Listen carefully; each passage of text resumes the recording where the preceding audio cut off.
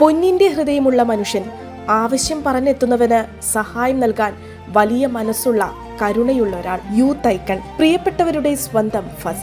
Indian വാണിജ്യ വ്യവസായ മന്ത്രി പീയൂഷ് ഗോയലിന്റെ വാക്കുകളാണിത്. UAE ഉപപ്രധാനമന്ത്രിയും പ്രതിരോധ മന്ത്രിയും ദുബൈ കിരീടാവകാശിയുമായ Sheikh Hamdan bin Mohammed bin Rashid Al Maktoum Indian ജനഹൃദയങ്ങൾക്ക് എത്രത്തോളം പ്രിയപ്പെട്ടതാണെന്ന് ഈ വാക്കുകളിലുണ്ട്. ഷെയ്ഖ് ഹംദാൻ കണ്ട ഇന്ത്യ ഇത്രയും മനോഹരമായിരുന്നുവെന്ന് ഇന്ത്യൻ പ്രവാസികൾ പോലും ചിന്തിച്ച 2 സന്ദർശന ദിനങ്ങൾ. മുംബൈയിലെ തെരുവുകളും ചരിത്ര സ്മാരകങ്ങളും ഫസയുടെ കണ്ണുകളിലൂടെ കൂടുതൽ സുന്ദരമായി നമ്മൾ പ്രവാസികളും കണ്ടു. എ ബിഗ് ഹിസ്റ്റോറിക് കണക്ട് എന്നാണ് ഹംദാന്റെ സന്ദർശനത്തെ പീയൂഷ് ഗോയൽ വിശേഷിപ്പിച്ചത്.